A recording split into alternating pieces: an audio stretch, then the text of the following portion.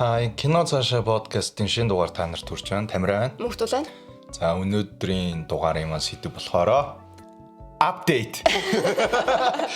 За, өнөөдрийн дугаараар дандаа апдейттэй сторинууд орж байгаа. Best of Predator updates-с юу нэг хин авсан. Тийм, тэгээд Би бол.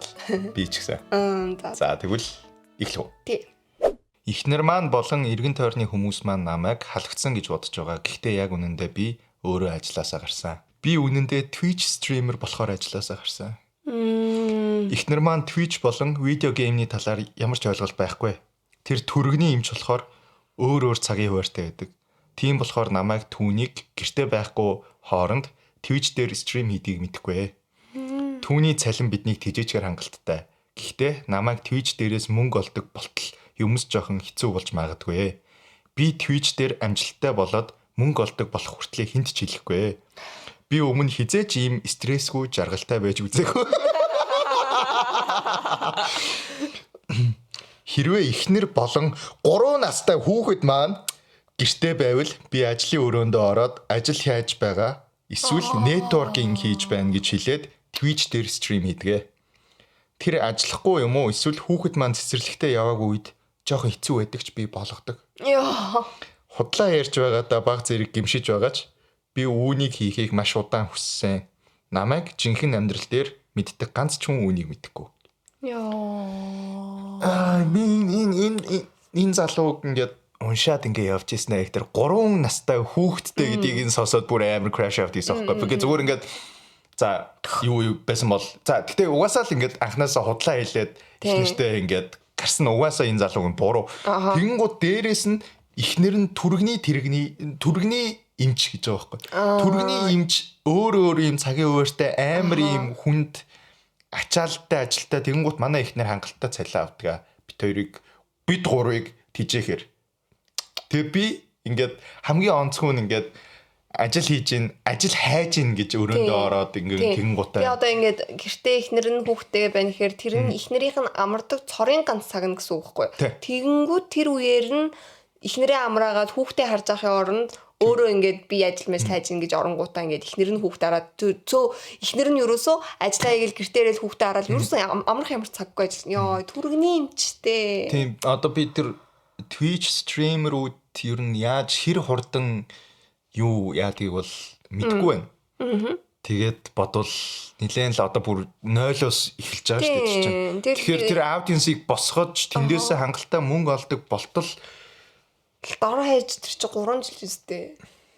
Ер нь бол хоёулагийн YouTube-ийн карьераас ер нь ядаа. Гэтэ хоёулангийнх нь бас тодорхой хэмжээний битүүр аль хэдийн одоо жишээлбэл миний ингээд мим пэйжнээс ингээд бас орж ирсэн ингээд тодорхой хэмжээний аудиенсууд байсан байхгүй. Тэгэхээр чинь тэгэнгუთ ингээд яг 0-оос эхэлж байгаа бол биш болчихж байгаа. Тэгэнгუთ энэ залуу бүр яг ингээд зүгээр яг цэвэр 0-оос эхлээд Twitch streamer. Тэгээд би тэр чинь зүгээр тоглоом гэж хүмүүс үзээд идэггүй дээ. Тийм тоглоом reaction видео ер нь тэгэл янз янзын юм хийдэг л ах л та. Гэтэ ер нь тэгээд ингээд би хизээч юм одоогийн шиг юм жаргалтай юм стрессгүй. Аргагүй шүү дээ. Гэртээ өдөржингөө тэгээ сууж байгаа юм чи яаж угаасаа. Тэгээд тэрийгээ ингээд карьер болгоно гэж бодоод байдаг. Тэгээд тийм ямар ч нэг юм буруутай мэдрэмж өөрчлөн. Chat my cooked гэх. Тэгээ сууж байгаа. Yo chat my fucking wife is home. Update. 3 жилийн дараа. Ихтер найцаа. Хүмүүст хараалгах байх гэдгээ мэдж байна. Би өөрийн амьдрал болон гэрлэлтэд сүйтгэсэн гэдгийг ойлгож байгаа. Жилийн өмнө бидний салалт эцэслэгдсэн.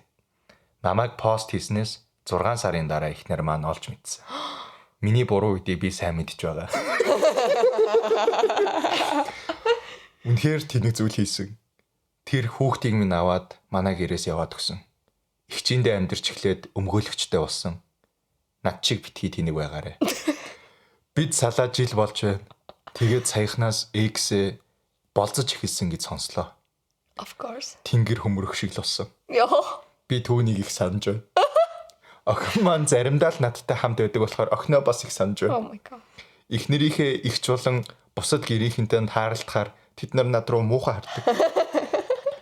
Түүнийг түргний эмч хийгээд ядарч байхад нь би тийм залхуу новш байсан да харамсч байна. Хүмүүс түүний талд яагаад орсныг би ойлгож байна. Гэхдээ намайг ойлгох хин нэгэн байж магадгүй гэд би энэ пост. Oh my god. Oh brother, this guy stinks. Тэгээд ингээд амар ингээд би буруугаа мэдчихэйна. Би буруу, миний буруу.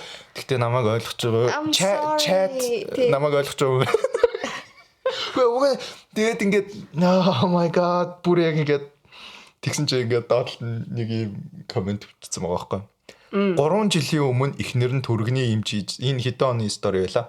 3 жилийн өмнө эхнэр нь төргний эмч хийжсэн бол ковидын үеэр төргний эмч хийжсэн байна гэж байгаа. Тэгэхээр бүр ингээд амар үед ингээд төргний эмч хийжсэн байгааз тэгэнгүүт эхнэр нь тэнд literally pandemic одоо тийм тахалтай ингээд тэмцээ явж байхад манай guy ингээ байжсан байгаа даахгүй. Би яг хүнийг хүсэл мөрөөдлөө ингээ дагж байгааг нь буруутгамааргүй байна. Тэрийг нь унтраамааргүй байна. Гэхдээ би энэ их нэртэйгээ ярьж шийдэх ёстой шийдвэр байсан. Их нэртэй ингээ тайлбарлах хэрэгтэй байсан.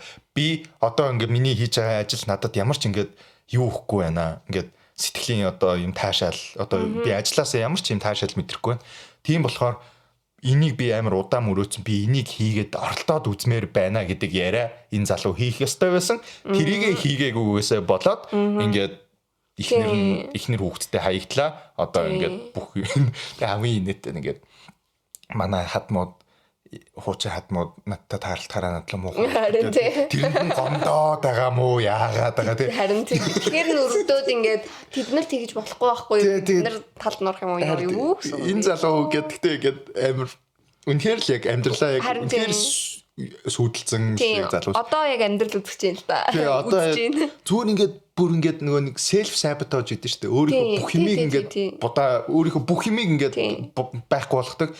Яг тэрийг бүр ингээд ийм төгс хэмжээнд ажилласаа гараад харин тийм тэр нь амар ингээд юугаас те халагдаад гисэн бол энэ чинь бас ингээд spiral хийгээд те сэтгэл нагаар унаад ингээд явцсан юм шиг байж болно шүү дээ. Ажилласаа гараад их нэртэй худлаа яриад Twitch streamer хийгээд тэгээд ингээд эхнэр 6 сар тэгээд ажил хайж байгаа. Яг тэр үед одоо пандемик тахал байсан болохоор ажил олдоход жоохон хүнд байсан болов гэд эхнэр нь уус амар завгүй тэрийг нэг анзаараач үүж баг. Юу нь энэ ингээд яг ийм хүн байна.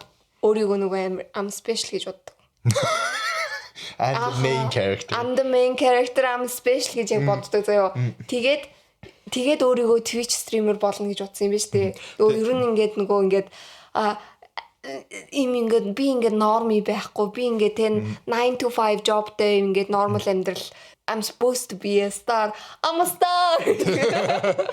I was supposed to go to Hollywood. Гэхдээ өөр нь бол яг нэг тийм юу л байсан баг. Одоо энэ комментнууд дээр нь хүмүүс ингээд стрим хийдэг хүмүүс ингээд жишээ бичсэн байгаа байхгүй юу? Оо за. Ингээд чиний ингээд би хизээч юм жаргалтай стрессгүй байж үдсэнгүй гэдгээс чи ингээд буруу гэдэг чи ингээд харж байгаа гэдэг. Яг үнэхээр яг тэр стрим хийдэг хүмүүс ингээд it's the most stress аимшигтэй stressful амар миний бүр ингээд 24 цаг амьдрал болоод бүр тэгжээж ингэж аудиенсаа босгосон гэж байгаа байхгүй. Тэгэн гот манай гай зүгээр яг л нөгөө нэг эрэгтэй хүн зүгээр хувь хүн өөрийгөө зүгээр enjoy хийж байгаа цаг дээрээ л Twitch-ээ хийж байгаа. Тэгэн гот яг тэрийг ингэж бүр яг юм хүс цусаа ингээд тэглэгөө ингэж оруулж чадаагүй. Тэгээд тэгэн гутаа ингээд хажуугаар нь гэрүүлээ золиослцсон. Харин тий. Ийм л залуу байна да. Йоо. Тэгээ праймер. Над шиг л ийм бити тэнэг байгаараа гэж өөрөө бичсэн байх шүү. Тэгээд ингээд ковидын үеэр ажиллаж байгаа эмч хүн заяо. Бүр нэрээ эмч нар ч нөгөө яагаад их ажиллаад ядаргаанаас болоод нас ордог хүртэл тохиолдол үүдэн штэ. Ажил ихтрхийг ажилласнаас болоод. Йоо. Тэг үнэхээр их нэртэй хайргүй. Тэг одоо ядаж яалаа гэхэд тэрийг нэг хэсэг хугацаанд ингээд гүрийгээд те ядаж ин их нэрийнхээ ажлын ачааллыг буураад юу тахал махал буурсны дараа магадгүй ингээд яасан тийм ингээд ажиллаас нь ингээд юу гэдэг чинь те за карантинлэгдээд гэрээсээ ажил гээл тэгвэл тиймэрхүү нөхцөл байдал ингээд үүсээд тэгээд юм хажуугаар нь хийвэл бас өөр ахгүй юу ажилласаа гараад ингээд тул бүр нь личрлээ инсейн л санагдлаа. Дараагийн story би найз залуутайгаа үерхэд 3 сар болж байна. Энэ red flag уу эсвэл бит хоёр биендээ тасаагүй байгаагийн хуу. OP 25-тай найз залуу нь 31-тэй. За. Найз залууга X гэж дуудъя. Тэр манай хот. Already update. За. Тэр манай хотын нөлөө бүхий чинэлэг гэр бүлээс гаралтай. Энийн дараа хамаатай болно. Эхэндээ бүх зүйл сайхан байсан.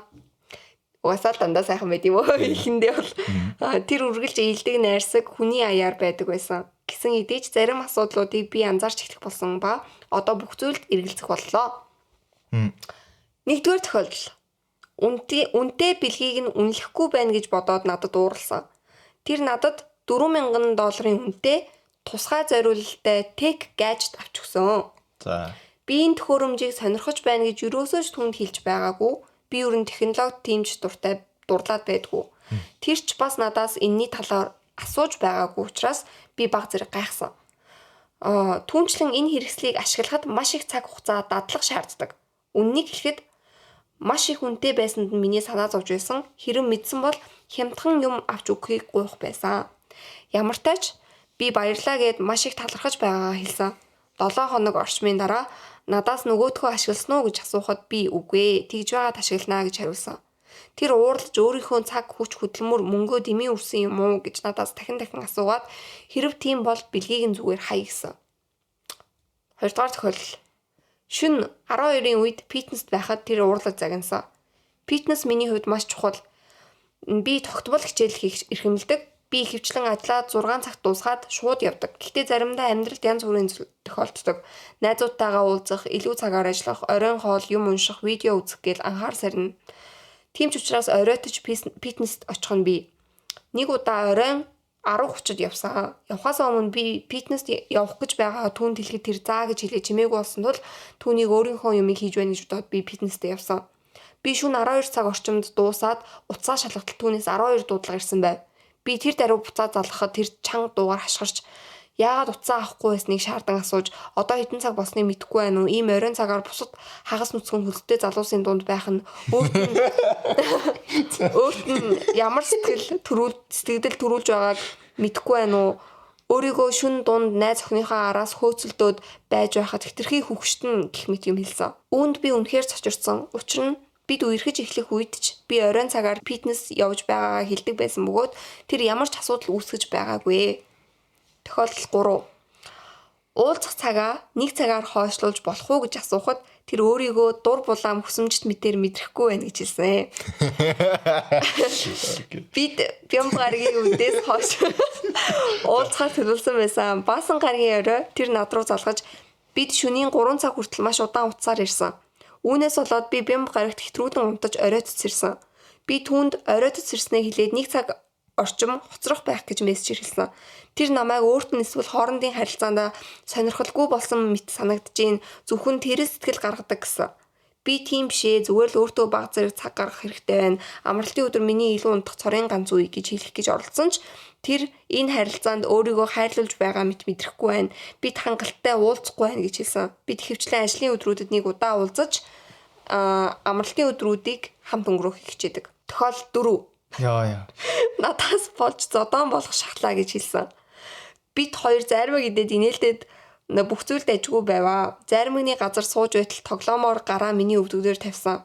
Үүнд би дургу цаггүй харин ч хөөхөн дүрцгүй санагцсан. Дараа нь тэр гараа миний гуй руу дээшлүүлж эхлэхэд нь би түүнд бойл гэж хэлсэн. Би тэр үед ч гэсэн инээж хөвжөлдсөн хിവэр байсан. Гэвч тэр болоогуудад би дахин бойл гэдэг энэштэй гэж хэлсэн боловч тэр үргэлжлүүлсээр байсан тул би орилон шүү гэд бойл гэж чангаар хэлсэн. Тэр даруй уур амьсгал эвдэрч тэр надад чамаас бол зодон болчих болох байлаа. Хэрв хин нэгэн буруугаар ойлгоод өөрлгөн дайрсан бол тэр эргүүлээд хариулт хийсэн бол бүгд асуудалд орох байсан гэж хэлсэн. Энэ чи буруутай шүү. За окей. Тохиолдол 5. Би өөр залуутай ярилцсанаас болж тэр ууралсан. Бид саяхан аялалд явж 8-9 цаг үргэлжлэх аялалд бүртгүүлсэн юм аа. Нэг бүлэг хүмүүстэй адил газруудаар явж адил зүйлс хийн гэхэд их урт хугацаа. Тэр аялалд бидний насны орчим ганцаараа аялж явсан өөр нэг залуу түүнийг А гэж нэрлэе. X түүнтэй ярилцаж эхэлсэн. Ирчүүдийн л ярьдаг зүйлс ажил, спорт, өнөөгийн асуудлууд гээл тэд хоорондоо их сайн таарч байгаа харагдсан. X найзтай болсон би баяртай байсан тул зүгээр л тэднийг тайван орхисон. Аялын төгсгөл буцаа самдаа би Атай аялын талаарх түүний бодол өөр юу хийх гэж байгаа гэх мэт зүйлсийн талаар ярилцсан. Ярианы туршид X банк яриа тасалж орж ирсэн. Бид хоёрын ярианы сэдвтээ огт хамааралгүй шаардлагагүй асуултууд гинт асуугаад байсан нь би тэрэнд нь хариу цөөхөн өгч нөгөө яриандаа төвлөрсөн хэвээр байсан.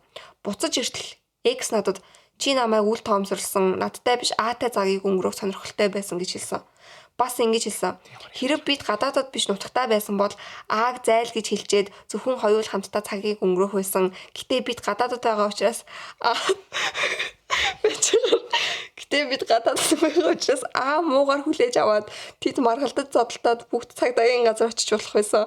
Дээрээс нь тэнд түүний гэр бүлийнхний хинч мэдэхгүй тул бид бүх асуудалд орох байсан гэж хэлсэн.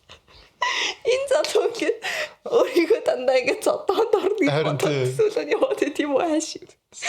Яа. Дандаа л ер нь зодоонд билээ өвдөө. Харин тэгээ дандаа ядагдах гэдэг байхгүй. Зодолдох тоосондоо би угаасаа барахгүй шүү дээ. Барахгүй тэгээ цагдаагийн газар дандаа очих гэдэг байхгүй. Тохиолдол 6 тэр гараа муухай болгомооргүй байх гэж надад. Нарны тосоод өгсөн байж байгаа. Яа.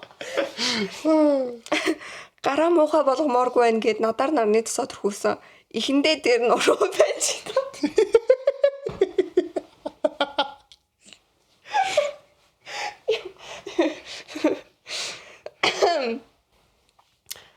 Ихэндээ тэр нуруунд дээр нь төрхөж өгөхийг гуйсан. Тэр өөрөө хүрэхгүй тул би туслагаас татгалзаагүй. Гэхдээ дараа нь тэр цааш нь үргэлжлүүлээд бүх биеийг төрхөж өг гэсэн. Энэ нь надад гүн шиг маягтай санагдаж гүнж. Инээдтэйсэн болохоор би төрхөж өгсөн. Гисэн идэж аялын 3 дахь өдөр би залхаж. White Lotus-ийн дүр байгаа байхгүй энэ залуу яг. Аялын 3 дахь өдөр би залхаж эхлээд түнд нуруунд нь төрөхөд туслая. Гэхдээ бусдыг нь чи өөрөө хий гэж хэлсэн. Тэр хариуд нь тэгэхээр миний гар муухай. Яг үнэн штэ гар муухай болчих шүү дээ. Тийм нарны цэцгээд. Тэр чи хэцүүртэй. Юу жигэд борлохгүй юу яач вэ? Тэгэхээр би миний гар яах нь хамаагүй харин чинийх болохгүй гэсэн үг гэж асуусан. Тэр царай сонирн болсноо шиний мүзгнээ би урд нь өмнө шиний мүзгнээ би урд өмнө нь ийм охинтой үрхэж байгаагүй гэж хэлсэн. Тэгсэн ч би байр суурин дээр бат цогсож биеийнх нь бусад хэсэг тос төрхөж өгөөгүй. Тохиолдол 7 ямар их тохиолдлууд вэ? За тохиолдол 7 тэр надад миний өмнөх амьдрал санааг нь зовоож байна гэсэн. Жохон байхдаа би маш тусгаарлагдсан бас шашинлаг байсан. Хэдэн жилийн өмнө би үерхэх болон бусадтай биеэрээ дотн байх талаар ямар ч ойлголтгүй байснаа ойлгосон. Үүнээс болж би хэсэг хугацаанд casual hookup хийж байгаад удалгүй надад тохирохгүй ойлгоод унтаж хөвтөхгүйгээр бусдыг илүү сайн таньж мэдэх зорилготой үерхэж болцоход анхаарч удаан үргэлжлэх харилцаа хайж эхэлсэн. Би X-тэй уулзаж эхлэхдээ өмнө нь ийм байсан гэдгийг шударгаар хэлсэн.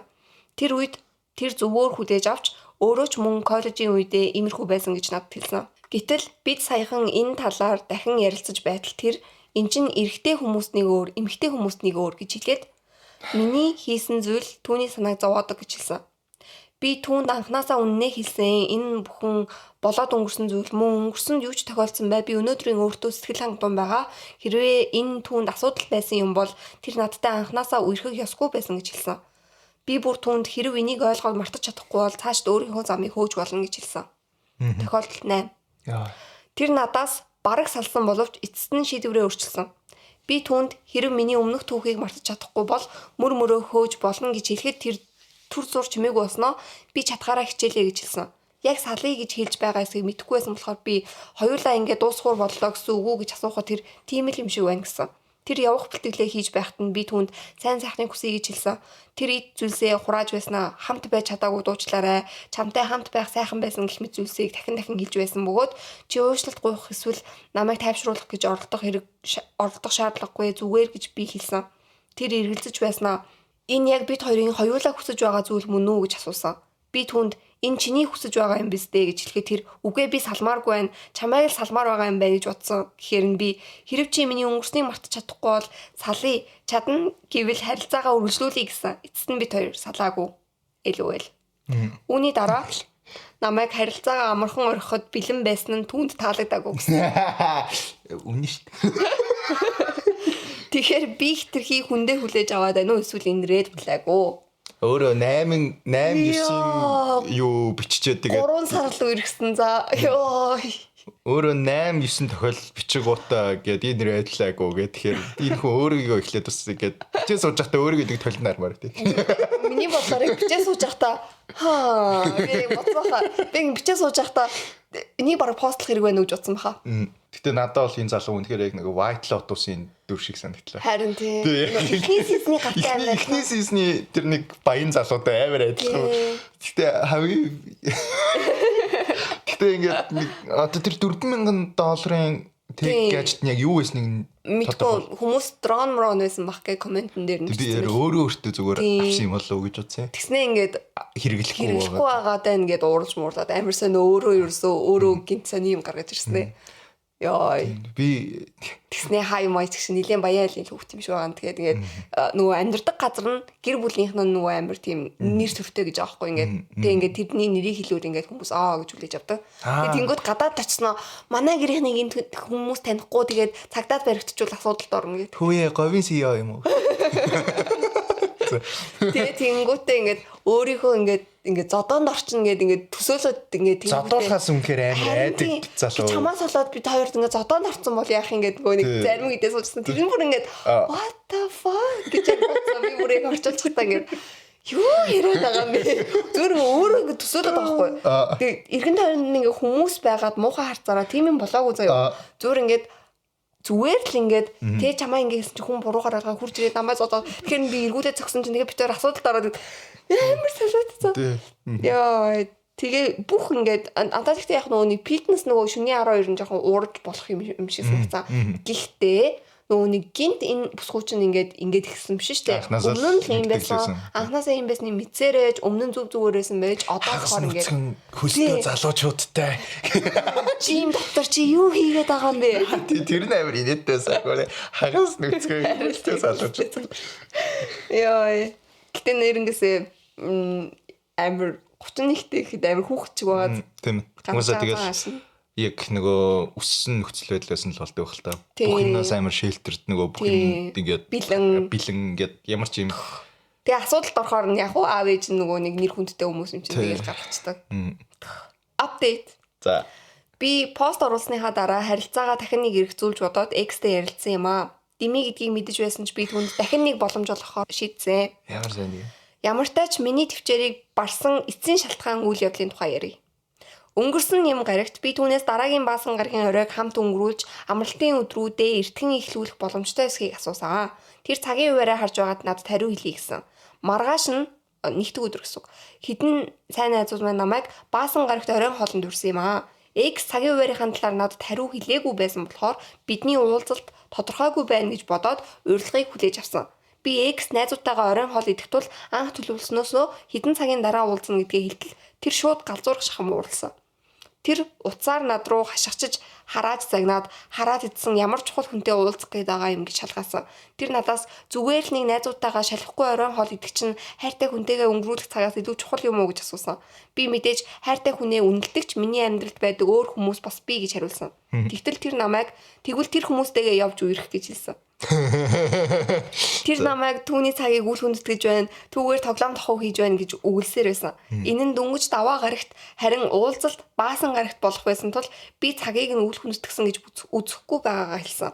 Түүнийг цагаа зохицуулах боломжтой байдлахын тулд би түүнд хангалттай эрт мэдээлсэн. Би сүүлийн мөчөд гинт тооцоолаагүй бүр цуцлаачгүй. Тэр надад цагийн хуваарийнхаа талаар хариу өгөөгүй байсан тул бидний уулзалт баталгаажаагүй гэж ойлгоод урилгыг хүлээж авсан гэдгээ би түүнд тайлбарласан.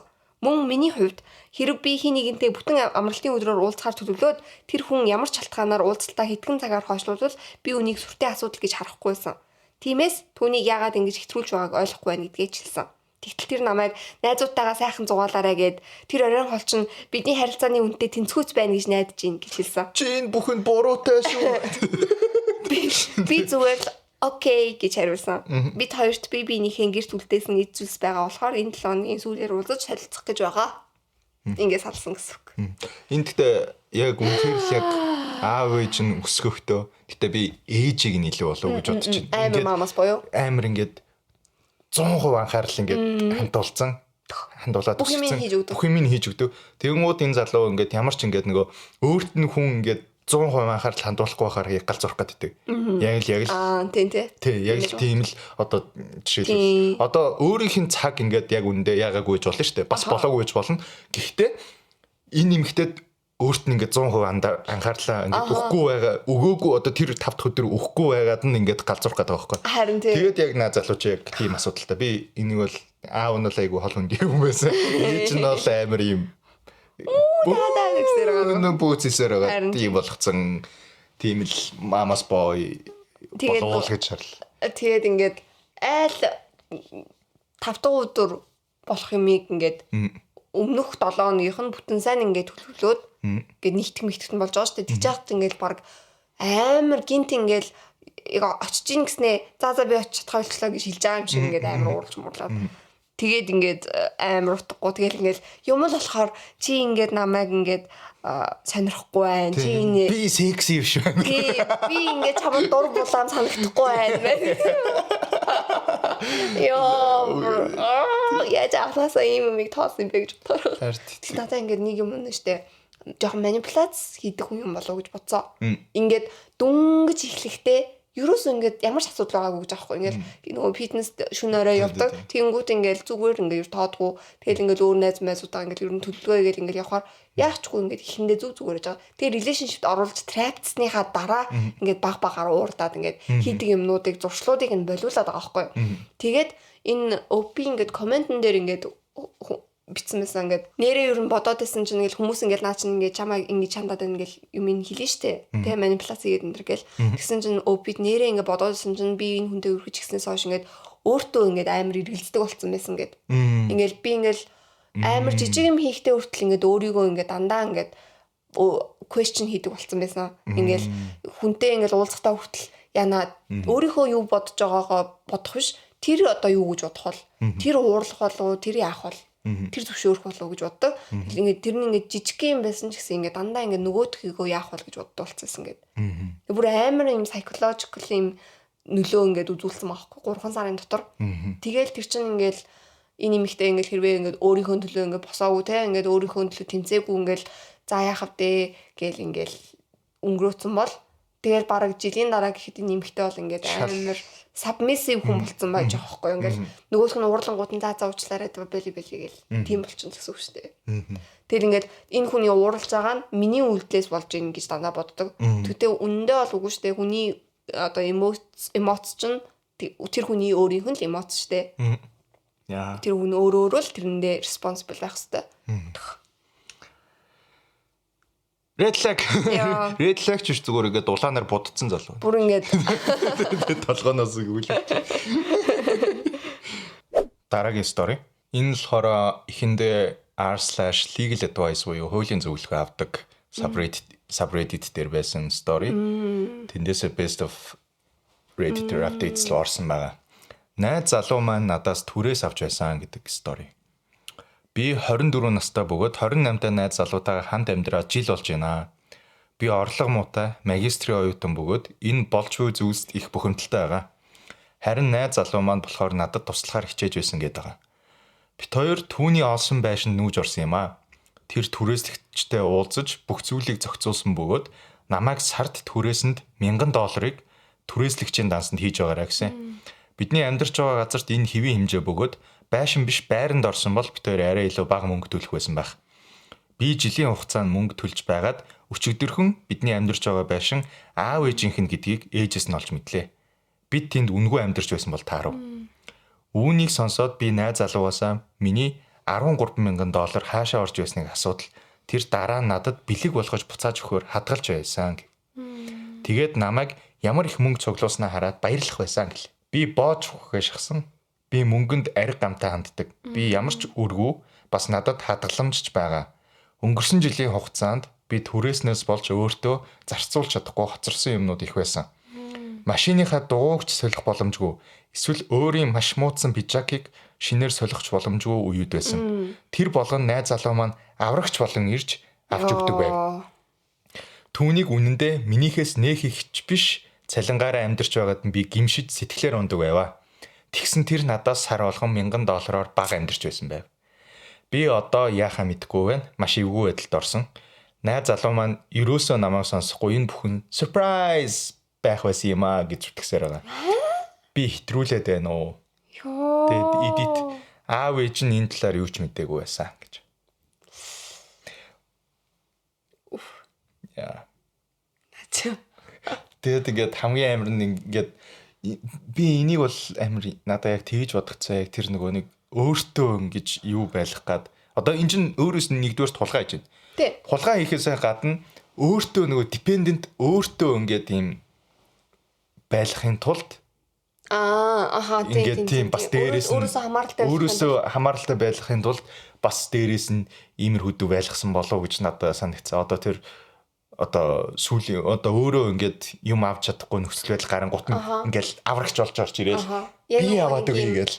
Ер нь тэгж нийгэмд ер нь тэгж боддөө штэ ингээд найз залуу гэдэг хүн ерөнхийдөө financially ингээд ерөнхийдөө найз охиноо аваад явах чадвартай хүн байвал ингээд амар cool hot гэж үздэг. Тэгээд тэгж харагдах гад байгаа юм шиг. Одоо ингээд savior гэхээсээ илүү ингээд би ингээд амар catch тэ би ингээд үнэндээжгүй залуу чи надтай над ч хүнтэй үргэж байгаадаа ингээд надаар баг ингээд бахархаж ингээд тийм байдлаар ингээд харуулах гад өөрийгөө амар даг харагдуулах гад I'm an alpha male. Hustle 24/7 you know тэгж харагдуулах гад байгаа юм шиг. Тийм ерөнхийдөө өөрийгөө нөгөө амар capable харагдуулах гад аврагч гэхээс илүү. Тэгээд дээрэс нь edit дээр нэмжлэхэд мөнгөө буцааж авахар асуусан чинь маш их уурсан. Ууртай байгаа дээр ууртай байгаа дээр минь тэр миний мөнгөө буцаагаад өгчвөл намайг түүнийг хаяад явнаа. Тэгээд ч надад олон удаа санхүүгийн дэмжлэг өөрийгөө өгсөн гэдэг байгаа гэж байгаа. Тэгэн утаа би тэрнтэй санал нийлээд яг буцааж өгмөр байгаач тэр өөр нь ягаад ч $13,000 биш $1,000 орчим л байгаа гэж байгаа. Яг одоо тэр нөгөө пичакны одоо тэр юунууд $1,000 орчим илүү. Өөр амар юм надад юм болоо гэж бодсон. $1,000 байсан гэж байгаа. Харьцуулангууд бүр амар шүү дээ наа тий. Би өөрөө магистрийн үед тэгээд $13,000 яг жилийн хугацаанд ингээд. Харин тий. Өөрөөс нь $13,000 хулгайлцсан. Юутай болов нөгөө нэг өөрөө дэвтэд нэртэй юу? Тий, эсвэл нөгөө gamble хийдэг тий. Шүү. Бит тавьдаг гай юм болоо. Крипто гай юм бро юм болоо. Мэдгүй. Investment хийчихв. Магадгүй байж магадгүй. Тэгээд яг ингээд буцаагаад би surprise болгоод ингээд чамд өгчихсэн юм. Одоо миний биткойныг удахгүй өсгөөд байна. Тэгээд хамгийн гол нь нөгөө тэр нь амар байгаас. Одоо би чамаг юм ууртай байгаа дэр чи би мөнгө чи буцаагаад өгчүүл чи даваа хаяа явчих штий. Харин тэр нь мөнгөөр нь барьцаалаад байх гэдэг байхгүй харин өөрөө ингээд амар тэнэг юм хийзээ ингээд ангаа зогсож байгаа хүн биш. Өөрөө юу хийж байгааг мэдээд ингээд те бодож жоод calculate хийсэн тийм move байгаад байгаа. Тийм. Яг л entering my scam era гэдэг яг. Яг л тэгсэн байгаа. Харин тийм ээ. Update. Нэрэт штэ. Марцсан сууч. Би найз залуудаа нүүлээ гэж хэлсэн. Тэр хэрвээ намайг явуул өгөх гэж байсан бэлгээ өөртөө үлдээн гэсэн. Тэрийг бэлэг гэдэг. Би надад наач хамаагүй гэж хэлээд ээж рүү нуцтаж нүүхэр уснаа гэсэн. Түүнийг яагаад гэж асуухаар нь би түүнд бүх үннийг хэлсэн. Тэр төр хүлээж байгаад уцаас алгасан. Би түүнийг нөгөө өрөөнд найз залуу руу маань залгаж орилж байгааг нь сонссон. Уцсны занаас. Тэр над руу уцтаад явхаасаа өмнө бүх өрөөний зургийг аваад түүн рүү явуулаад өгөөч гэсэн. Явуулсны дараа тэр намайг явж олно гэсэн. Мөн хүүгийнхээ өмнөөс надаас уучлалт гуйсан. Би тэгээд тэндээс явсан. Хэд хоногийн дараа шуудангаар түүнээс $15,000 чек ирсэн. Ээжээс нь. Миний $13,000 байхгүй болсон байхаа гэж би бодож байна. Гэхдээ би энэ үйл явдлаас харьцангуй дажгүй гарч ирсэн. Тийм ээ. Happy ending. Дээрээс нь нэг хүн ингэж комент хийсэн байсан. Зураг авахулдаг нь X нь түүнийг явсны дараа бүх өрөөг сүйдлээд өвпийг буруутгаж магадгүй гэж бодоод ээж нь өрчилж тэгсэн байхаа. Хүүгээ мэддэг ээж байгаа байхгүй юу? Яг ингээд. Тэгэнгүүт одоо өмнө нь одоо ер нь яг тэгэнгүүт яг юм gambling addiction байж магадгүй байгаа. Харин тийм ээ. Хүүхэд нь яг юм gambling addiction-тайг мэддэг. Тэгээд яг юм яа. Хитэнэр нэг сайн ээж өнөө. Хүүхдийн хувьд сайн ээж биш. Яваасаа бас ингээд мэдээж одоо тий тийм хариуцлагыг ер нь зааж сургаагүй болоод ийм хүн болсон байлгүй л те. Тэгэхээр бас аав ээж буруу байгаа л хальтаа. Гэтэ бас ингээд хохироохгүй хүүхдээ өмөрчтэй буруу юм хийж яхад нь өмөрдгүү. Тэгээд яг тэрийг бодвол амар мундаг л ээж байна. Тэгээд аав ээж хоёрын тэгвэл нөгөө нэг юм түрээслүүлжсэн амар туршлагатай байна л да тий. Тий. Өмнө нь магадгүй байраа түрээслүүлжсэн баг тийм. Уусаа яг нөгөө лендлордуудын хийдэг юм гэдэг жилээ. Гэтэ яг надад бол тэр бас байж магадгүй санагдсан. Одоо нэг темпер тантрумыг л уурлал юм сүдэлчээд тэр чи өстө олж мэдэн гутаа ингэчээ яваад төгсөн ш. Тэгээд шимчүүдгээ байж ч магадгүй гарав. Тэгээд ядаж мөнгө буцааж авсан нь бас яамаа да. Тэгээд тэр нь бас амар одоо юу байсан надад жоохон онцгой санагдсан. Тэр энэ жилийн хугацаанд ер нь ингээд олон юмнаас хоцорсон мөнгнөөс болоод тэгээд зарцуулах мөнгө аваагүй болохоор одоо өвдчихээ те. Одоо найзуудтайгаа ч нэг орой хоол идчих чаддгүй ч юм уу. Одоо тэгээ тиймэрхүүд одоо ингээл жишээлбэл ингээд тиймэрхүүд юм одоо бүр наазах нь тэр дугуугаа солиулж чадахгүй машиныхаа дугууг солиулж чадахгүй тэгээд юу яжсэн гэдэг тэгэхээр харин дээ ялтчгүй бол үнэхээр найз залуу нь бол амар хохироосон мөлий. Тэгээ бас амар их мөнгө авсан юм санагдлаа надаас. Яг тэр өөрөө тэгсэн л дээ тэр хавийнх нь байрнууд нь байшингууд нь угаасаа энэ нөгөө нэг апартмент биш хаус түрээсэлж исэн бол таарс тэгээд яг happy ending да. Дараагийн story. Хамт ажилдаг мэдрэл хүүхэн намайг их нэртэй бас өөрийг нь сонирхдаггүй байгааг мэдсээр байж ич надад сайн гээд ажлын дараа уулзъя гэж мессеж чичээд авах юм. За. Энэ OP болохоор өөрөө 24-тэй. Тэр мэдрэл хүүхэн нь болохоор 26-тай гинэ. Бид хоёр нэг оффист өөдөөсөө хараад суудаг юм аа. Би их нэртэй тэр ч бас нөхөртэй. Сүүлийн үед бид хоёр өмнөхөөс илүү юм ярьдаг болоод байсан ч сүйдтэй сонин хачин юм огт байгаагүй. Зүгээр л энгийн жижиг сажиг юмсын талаар л ярьдаг байсан. Амралтын өдрөөр юу хийв, энэ бичлэгийг үзтээ, нэттэй юм байна, энэ тэрийг юу гэж бодож гин гэх мэт. Тэгтэл тэр надтай ярилцахад ямар амархан байгаад гайхлаа, яриа ямар гоё нийлж гинэ гэд мессеж хүчиж эхэлсэн. Тэгэхээр би зүгээр л харин тийм ээ чи ч бас дайггүй хүн шүү гээл өнгөрсөн. Өнгөрсөн 7 хоногт машины тоормс сонин дуурайд ахаар нь засварын газар үлдээчихсэн юм. Тэгээд тэр манайхаас 2 гудамжны цаана амьдардаг болохоор намайг тхүүлээд өгөөч гэж гуйсан. Бид хоёр төвжрээд гэрлүүгээ явж байхдаа жирийн юм яриад явж байлаа. Тэгтэл нөгөөх чинь бид хоёрын яриа ямар гоё нийлдэг тухай дахиад ярихаар нь би ч гэсэн санал нийлсэн. Би уг нь олон эмэгтэй найзтай болохоор энэ надад нэг сонин санагдаагүй л дээ. Тэгснээ бид хоёр зарим юмн дээр өөр бодолтой байдаг ч гэсэн хоорондоо ямар сайн ойлголцдог нь сонирхолтой юм а гэдэл яриад эхэлсэн. Би ч тийм шүү гээл өнгөрсөн. Яг энэ үед л байдал шал эвгүй болж байгааг би анзаарсан. Тэр намайг өөр нүдээр хардаг болсон надад татагдаж байна гэд миний гуйн дээр гараа тавьчихд юм да.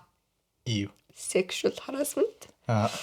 Би түүнд баярлаа гэд чи дажгүй царайлаг бүсгүйч гисэн бид хоёр зүгээр л хамт ажилладаг хүмүүс хоёулаа гэр бүлтэй би чамайг хүндэлдэг гэхдээ чамайг огт сонирхдаггүй тиймээс бидний хооронд юу ч болохгүй гэж хэлсэн. Үлдсэн замдаа бид хоёр чив чимээгүй амар эвгүй явсан.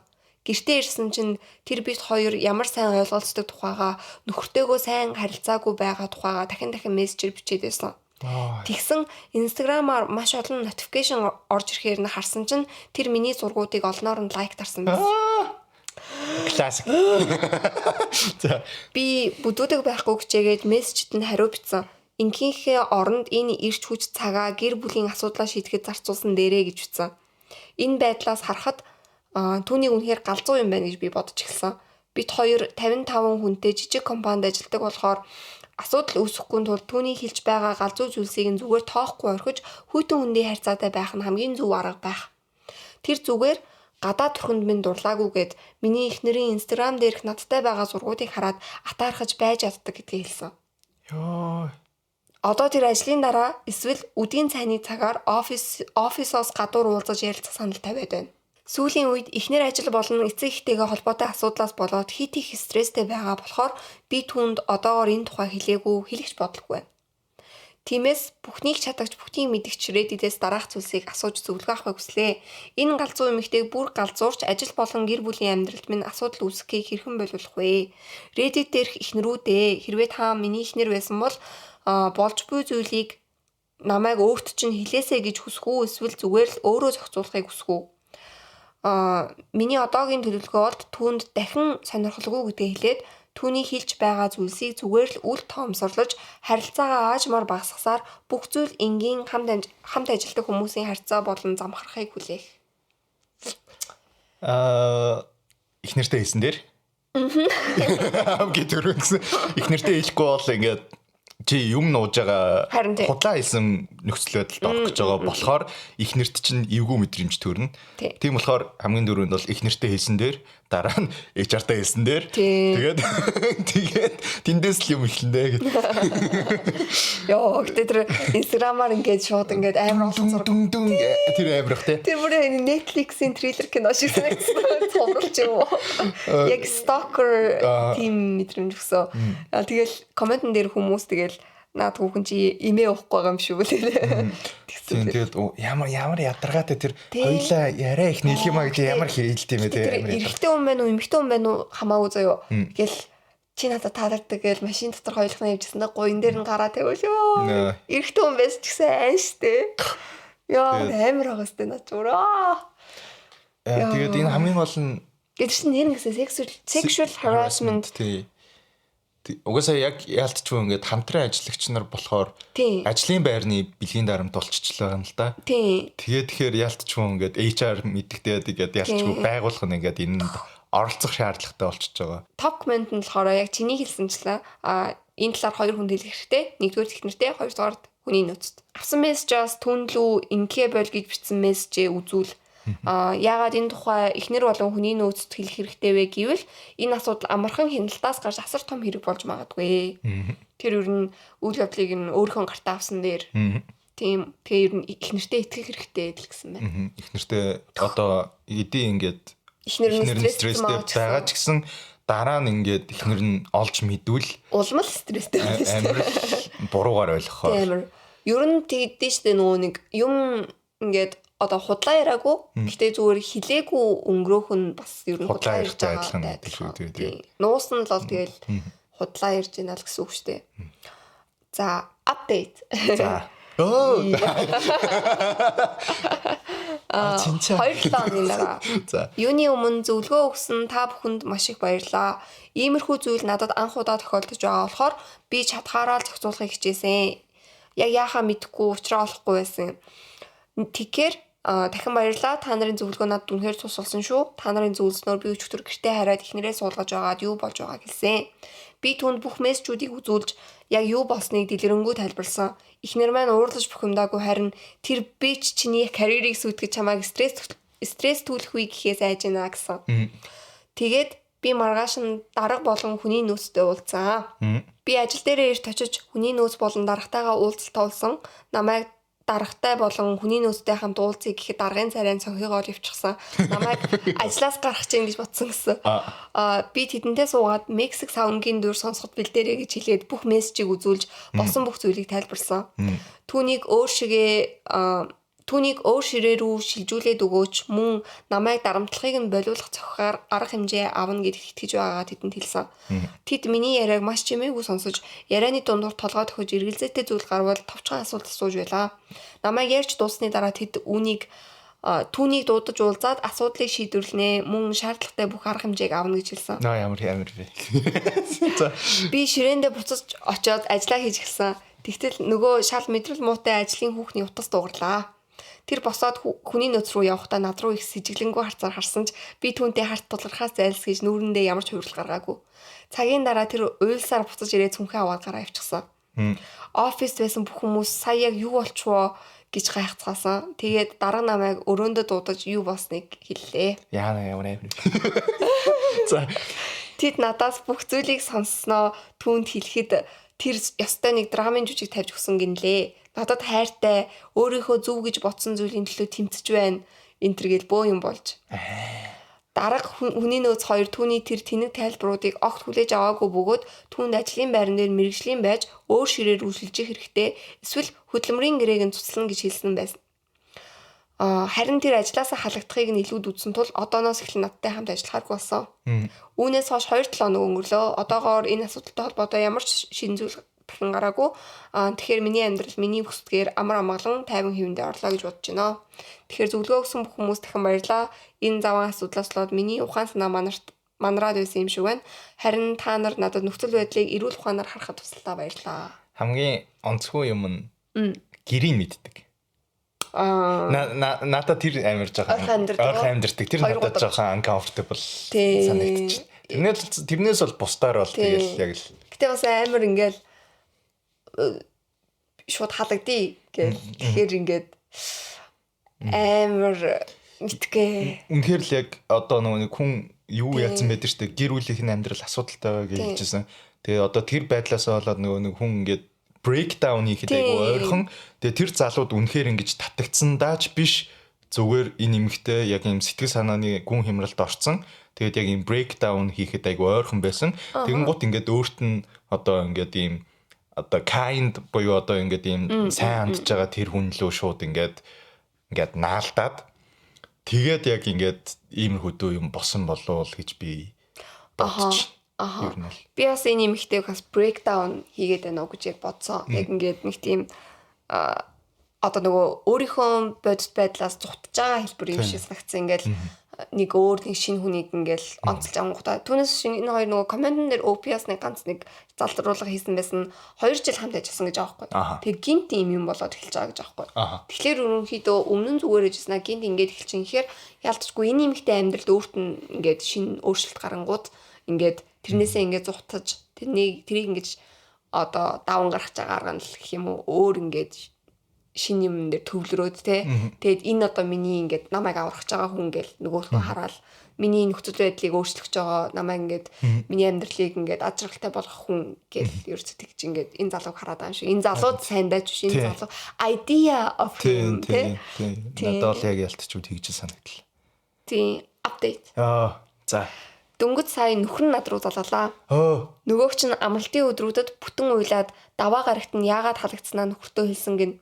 Нөхөр нь түүний ярьсан зүйлүүд хоорондоо хэд хэдэн удаа зөрөөд байсан болохоор эхнэрийнхээ ярианд итгээгүй гэсэн.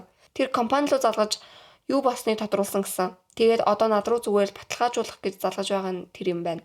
Би түүнд бүх үннийг хэлж мессежүүдийг үзүүлэхгүй гэж санал болгосон. Бид 2 цагийн дараа офисын хажуугийн кофе шопт уулзахаар боллоо. Түүний хоолой шаналсан өнгөтэй байсан ч маш эрүүл ухаантай хүн шиг санагдсан.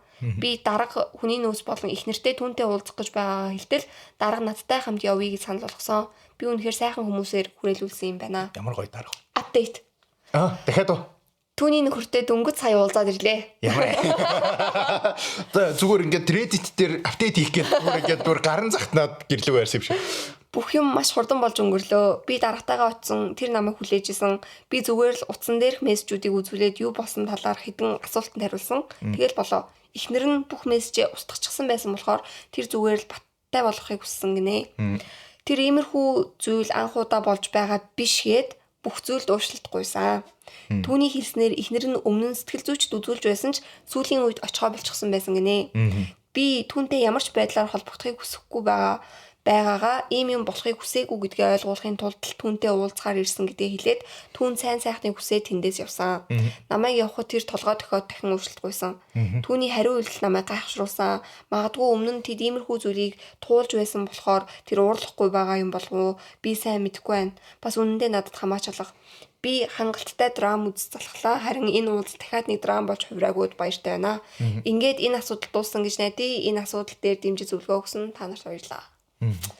Тийм яг ялцчгүй юмхтэй яг сэтгэл санааны сэтгэл зүйн асуудал байгаад байна л да. Тийм нэг амар тийм одоо юу гэдэг чинь bipolar disorder гэдэг юм уу нэг тиймэрхүү яг conditionтэй. Тэгээд яг нөгөө яг тэр тиймэрхүү одоо тохиол заавал им ууж ижил энгийн амьдралыг ер нь үргэлжлүүлж болдог. Тэгээд тэгэнгүүт яг имээ ухаа бэлдсэн юм болов уу гэдэг бодол амар төрсөн. Энэ залуугийн ажлын газар нүр амар гоё юмстэй. Тийм яг одоо нөгөө нэг түрүүний өмнөх дугаар дээр манай нөгөө нэг сонсогч нарын нэг нь ажлын байрныхаа тухай нэг стори оруулсан байсан шүү дээ.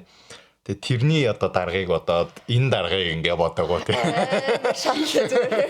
Хэрвээ та нар тэр сторийг сонсоогүй өмнөх дугаарыг одоо явж сонсоо. Харин тийм энэ бүр ингээд амар гоё ингээд supportive те ингээд тэгээ юу ч болоо гэлээ угаасаа тэгээд тийм ингээд энэ хүмүүс ингээд юмны буруу зураг ингээд хараад ингээд ялгах чадвартай байгаа амар гоё байхгүй ингээд те энэ бол угаасаа буруу байна чи бэл чи санаа зовлтгүй бид нар чамайг хамгаална ари чин даан те яг тийм ингээд амар гоё. Тэгээ угаасаа ингээд надаа угаасаа амар бас таалагдсан. Одоо амар им мэдгүй миний бодлоор ингээд энэ залуу ингээд HR-таа ингээд шууд очиол те ийм юм боллоо гэлэнгүүд HR нь баг л тэр эмэгтэйг халах хүнсэлтэй болчихж байгаа байхгүй юу те чи ингээд ажлын газрын бэлгийн дарамт үзүүлсэн байна те тэгэл баг халчих болохоор байхад тэд нар халах гэж оролдоогүй амар сэтгэл гаргаад зүгээр ширээгийн чинь ингээд өөр тийшээ зөөгөөд өөр газар чи суу тэгээ энийгээ болоо энийгээ болол гэсэн тэгээд тэр ингээд бүсгүй ингээд үргэлжлүүлээд ингээд ажиллаад явсан ч болохоор байсан байгаа байхгүй тэгээд тэгж яхад ингээд бүр амар надаа би бүр дараагаар амар бахархаад тэгээд ингээд нөгөө энэ залуу бас ажиллаа амар сайн хийдэг амар өөрөө бас амар сайн хүн юм байна гэж бодсон. Тэгээд нөгөө дарга нөгөө ажилласаа санаа зовоод царайн цонхосон гэж тэгжсэн шүү дээ. Тэрийг сонсоод тэгээд тийм тэгэхээр л ажлыг бол нугуулдаг залуу. Яа, тэгээд ерөнхийдөө нэг тийм гоё төсөлтэй стори ягаад бүх юм ингээл амар сайнаар эргээл. Гэхдээ яг нь тэр нөхөр нь амар харамсалтай байгаас нөгөө юм ихтэйгээ өмнө нь ийм юм тохиолдож исэн бол авчиж байгаа байхгүй. Тэгэхээр амар сайд байгаас тээ. Бүр ингээд угаасаа тэр нөхрнөөс ингээд амар сайд харагдчихсан, сонсогчсэн гэдэг угаасаа. Тийм гол их нэртэй үнэхээр хайртай хүн байгаа байхгүй. Тийм тэгэл их нэртэй нөгөө нэг угаасаа итгэхгүй байх, их нэрийн хэлсэн юм итгэхгүй байх гэхээр ингээд яалтчгүй бүр нилээ. Өмнө нь нөхөр чадуулсан тийм юм болов гэж. Тэр нөхрийн амьдрал бол кино цааш. Нэг тийм нэг Оскар бейт кинонууд идэв шүү дээ. Нэг драм кинонууд яг л тийм л амьдрал сонсогч тэгээд сайд. Харин араараа яг тавиулсан болов гэж би бодож байна. Өмнө нь. Өөр ажил дээр те. Өөр залуу бол окей гэцнөө. Тийм. Тэгэл тийм нөгөө угаасаа яг сэтгэл зүйн асуудалтай болохоор тэгээд тийм 100% одоо буруу гэж чаддгүй. Тэгээд ингээд энэ эмэгтэй хийсэн юмнуудаас хамгийн солиотой заяо. Instagram дээр ихнэр нь ингээд нөхөртөө авахсан зураг ингээд зүгээр оруулж явах чинь тэрийг харангуудаа хардаад уурлаад байж ядаад ингээд ёо наач бүр амарслаад байгаа сте. За миний сүүлийн story relationship advice-аас орсон originally. Найз охин маань гадуур хоол идэх болгондоо надтай хоолоо сольдог. Би 25 настай эрэгтэй. Найз охин маань 26-тай. Би энэ асуудлыг хэтрүүлж аж магадгүй, үгүй ч аж магадгүй. Бид хоёр коллежид байхдаа үерхэж ирсэн бөгөөд тэр үеэс хойш болж байгаа асуудал. Өчигдөр болсон явдлаар жишээ авъя. Би хоолны газар ороод дандаа safe хоол захиалдаг. Chicken tender, burger, steak, orange chicken зэрэг. Би өөр юмнууд идэж чадна. Гэхдээ тийм тохиолдолд би өөрөө худалдаж аваад өөрөө бэлтгээд өөрөө хийх туртай. Найз охин маань болохоор дандаа тухайн өдрийн спешиал ч юм уу амтлагааны меню зэргийг захидаг. Тэгснэ амсангуудаа надад энэ таалагдахгүй байна. Чинийг шиг л юм авдаг байж хоёулаа солигээд миний тавгийг зөвшөөрлгүй булаагаад авдаг. Заримдаа би түүний захисан хоолыг нь идэж чаддаг. Заримдаа тэр хоол нь үнэхээр муухай байгаад би үлсөд таардаг. Би энэ тухайн түүнд хэлэхээр тэр өөдөөс энэ нь түүнийг хөгжилтэй, quirky, сонирхолтой болгодог. Тэгээд чанх танилцсан үеэс л чи намайг ийм гэдгийг мэддэг байсан гэж хариулдаг. Бид хоёр далайн эргийн волейболын лиг тоглодог бөгөөд өчигдөр тараад өлсөд спортс бар орсон. Би chicken fingers болон шарсан төмөс захиалсан. Энэ спортс бар хамгийн амар нь цасны хавчны спешиал өчигдөр гаргаж байж таарсан. Мэдээж манай найз охин өнөөхийг нь захиалсан. Би түүнээс эд нарын найдвартай хийж чадах хоолыг нь захиалаа гэж гуйсан боловч тэр намайг уйдгартай гэд хавчаа захисан. Хоол нь ирсэн бөгөөд хавчны хөлнүүд нь харагдах байдлаараач үнэр амтанч өмхирсэн юм шиг байсан. Найз охин маань идэж чадахгүй миний chicken tenders-ээс авах гэж оролцсон. Би эцэст нь тесэрч түүнд хоолоо буцаалгаад өөр идэж чадах юмаа захиалаа гэсэн.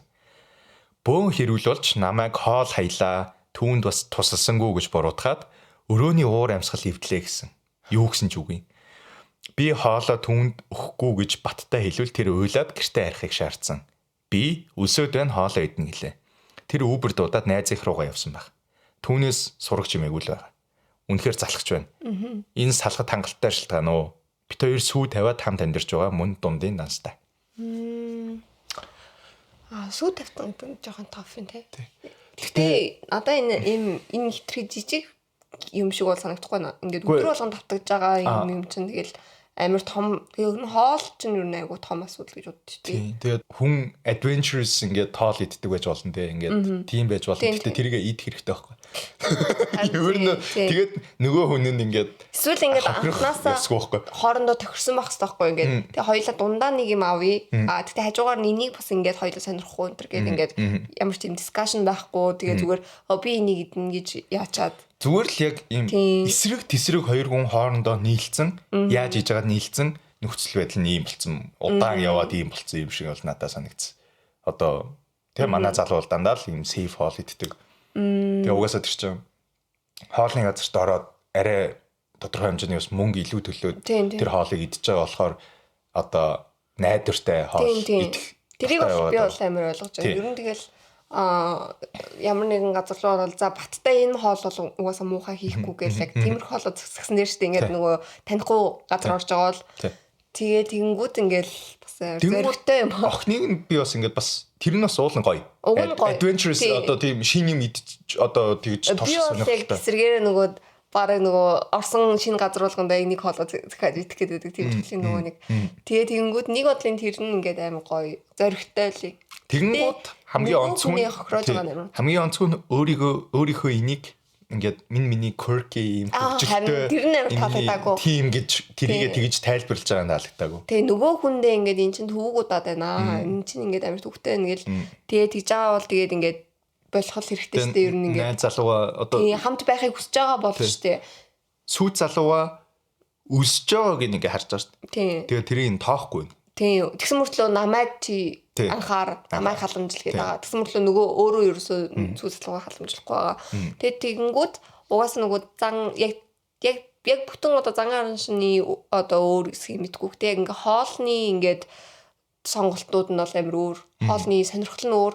Тэгээд тэгэнгүүт магадгүй энэ юмхтэй бас өөр шиг ингээд ийм хоолтон дээр ингээд амар ийм adventurous байх туртай хүнтэй ингээд үерхэл тэгэл team quirky зан нь тэр хүнд нь таалагдаад team хүнтэйгээ хамт байвал ингээ болох байх. Тэгтээ өөрөө ихэнхдээ тэрийгэ идчих чаддгүй гэж байгаа. Тэгэхээр хэрэг байна уу?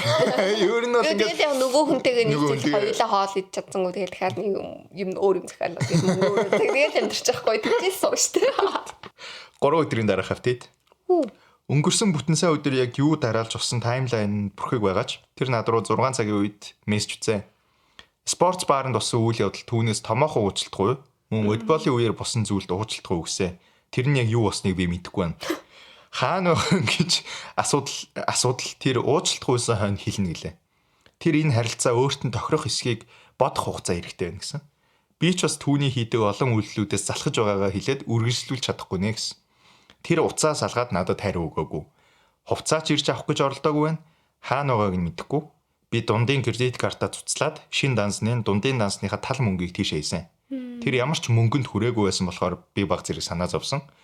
Таг алга болсон юм шиг болохоор 5 дахь хүртэл чимээгүй байвал би аав ээж рүү нь холбогдноо. Гэхдээ тэр ингэж алга болж худлаа айлгаж байгаа юм шиг санагцаа. Эдит. Аав ээж нь түүнтэй холбогдоогүй гэсэн бөгөөд санаа зовж хэлсэн. Би түүний чухал эд зүйлсийг тэдний даваачж өгөөд энэ бүх зүйлсээс зайгаа барих гэж байгаа. Яасан ч одоо түүний дур. Жохон колд. Жохон колд. Арай л гэрэлхчихсэн хүн дээ. Гэрэлхчихсэн хүн дээ. Гэтэ ингээд би яг энийг уншаад ингээд бивэнийг үзий яддаг хүмүүс байгаа байхгүй. Тэгсэн мөртлөө ингээд амар удаан хамт үйцэн. Угаасаа нөгөө тийм хүмүүс байд юм аа ингээд одоо ингээд хитэн жил үргэсэн хэлсэн. Коллежд байхаас одоо 25 26 таг л. Тэгэхээр 5 жил орчим ерөөг амар удаан хугацаа ингээд яатсан. Тэгээ ингээд одоо ингээд салахад оройтсан гэж боддог хүмүүс үүд шүү дээ. Үнэхээр яг бие биенийгээ үзий яддаг хүмүүс. Тэнгууд энэ хоолны асуудал зүгээр ингээд нөгөө нэг зүгээр хамгийн дээдлэлт нь ингээд нөгөө ил байгаа нь асуудал. Тэнгууд ингээд бие биенийхээ олон жижиг юмнуудад амар дургу аль хэдийн тэрнээсээ ингээд залхацсан бие биенийхээ ингээд нэг юм одоо ингээд нэг юм баг цай оочж ууж байгааг нь сонсоод ингээд дуур нь хүрдэг дээрээ очсон ерөнхийдөө одоо энэ залуугийн талаас бол ялангуяа байсан байгаа. Тэнгууд ингээд яг эцсийн яг нөгөө юу н тэр хоолн дээр л ингэж гарч байгаа. Ингээд нөгөө нэг асуудлаасаа ингээд зүхтаад алга болчихж байгаа юм ч гэсэн юм давтагддаг үйлдэл бас байж магадгүй. Тэгээд ингээд угаасаа тэр занг нь мэддэг болохоор ингээд залхаад ингээд заас тэгээд угаасаа наач нь ингэж байгаа юм шиг. Тийм угаасаа яг нөгөө хойноосоо ингээд санаа зовуулж ингэж хөөлгөх сонирхолтой. Тэгээ Гэтэл бас жоохон эвгүүл ингээл шууд хайчтан одоо зүгээр ингээл зүгээр аав ээжинд нь юмнуудыг нөөж чаяал тэгээд яг надад хамаагүй гэдэг юм. Бичгтээ жоохон ингээ бичсэн байж магадгүй зүгээр яг үйл явдал нь бас арай өөрөөр өрнсөн байж болно л доо тий. Тэр волейбол дээр юу болсныг өөрөө бас мэдэхгүй байгаа. Харин тий. Тэр дээр барыг ус мус дамжуулж өгөөгүй ч юм уу тиймэрхүү болсон ч юм уу тий. Тэгээ угаасаа зүгээр энэ бол зүгээр сасан дээр хүмүүс л байна л да. Гэтэ угаасаа яг ингээд спортс бааранд ороод далайн хоол идэх гэдэг угаасаа crazy л дээ. Харин тийм ээ. Далайн хоол ч хамгийн спешиалтэй газар нь л идэхгүй. Хамгийн фрешэрээ байх боломжтой газар нь далайн хоолыг идэх нөхөөс спортс бааранд ингээд тэрний юм баргаар нэг юм динжи спортс бар гэж байгаа байхгүй. Харин OP-дэг өвчтөөс. Тэгээд тэрэнд оронгота цасны авч идэнгээ сууж идэх бас л тэгэл спортс бар бол тэгэл одоо бүүргээр авч идэх хэлээ. Best. Бүүргээр л авчихсан дээр шүү дээ. Бүүргээр юм уу яг chicken tender. Chicken tenders. Тэгээд яа. Тэгээ ер нь энийг уншаад бол надад амар дургу өрсөе. Яг би бол ингээд энийг бол удаа төвчж яг ингээд хоёлаа үерхэж эхэлж байгаад ингээд хэрвээ иймэрхүү юмнууд болоодсэн бол би бол нэг бас удаа төвчж чадахгүй болов гэж бодсон яг. Тэгээ уусаа тэгээд энийг ингээд ярилцаад шийдэж чадахгүй байх гэдэг нь өөрөө асуудал гэх юм уу? Одоо зүгээр энэ нь яг уу ийм тэгэл үерхэд бүх юм таараал бүх юмн дээр ерөөсөө санаа нийлээл байна гэж угаас байхгүй штэ. Тэгээд тэр хугацаанд ингээд мэдээж ингээд нөгөө талынх нь болохгүй зуршил, өөрийнх нь болохгүй зуршил янз янз юм таарна. Тэгэл тэр үедээ ингээд зүгээр ярилцаад хэлээд таалагдахгүй байна ингээд өөрчлөе гэл ингүүт нөгөөт нь мэдээж хамт баймаар харилцаагаа үргэлжлүүлмээр байгаа л тэгэл тийм ээ тийм өөрчлөе гэл тэгэл одоо нөгөө хүндээ ч өөрийгөө ч ингээд сайжруулахыг ингээд хичээж авах хэрэгтэй гэх юм уу байнга тасралтгүй юм чинь ингээд тэгэл үерч авах хугацаанд болоод өнгөрөөл гэрлээл болчихно гэсэн утга байхгүй шүү дээ. Ингээд тасралтгүй хамт байх хугацаанд дандаа ингээд үргэлж өөрийнхөө өмнөх вершнөөс сайн сайжрахыг хичээх хэрэгтэй болно. Нөгөө хүнийхээ хайртай болохоор нөгөө хүнийхээ төлөө сайн байхыг хичээх болно. Тэр шаардлагатай. Тэгээд тэгэнгүүт тэгж чадахгүй тэгээ зүгээр ярилцаж чадахгүй байна гэдэг тэгэхээр бүр амар том асуудал. Бүр үнэхээр хамт байх хэрэгтэй ямар ч боломжгүй л гэсэн үг шүү дээ. Тэгээ угаасаа яг хоол нөгөө хамгийн өдөр болгон давтагдж байгаа асуудал нь болохоор ингээд яг ингээд өдөр хамгийн олон давтагддаг. Энийг ингээд нөгөө ингээд салахгүй шалтгаанаа юм шиг яриад байгаа л та түүнээс яг үнэндээ яг ингээд зөндөө асуудал. Амар их асуудал байна. За тэгээд өнөөдрийн дугаар маань энэ үрээд өндөрлөж байна. Йой. Тэгээд өнөөдрийн хамгийн кино цаашаа стори юу вэ? Чиний үнсэн тэр ажлын газрын эмэгтэй тэр эмэгтэй нөхөр миний хувьд бол амар кино цаашаа санагдсан. Яг бүр юм нүдэнд ингээд харагдаж байгаа. Харин чүдлаа тоглолцсон. Тэгээд нэг тиймэрхүү нэг юм жүжигчин тоглолцсон. Liam Neeson ч юм уу нэг жоох юм ахмигнаас нэг зүгээр надад зүгээр яг чи тийж төсөөлөгц. Тэгээд нөгөө сонсогчдоосоо бас submission авч байгаа хിവэр байгаа. Тэгээд энэ бичлэгийн маань доор description дээр дахиад линк маань орно. Та нар маань тэгээд өөрсдийнхөө сториг хуваалцмаар байвал оруулаарай. За тэгээд дараагийнхаа дугаараар дахин уулзцгаая. Баярлалаа. Баярлалаа.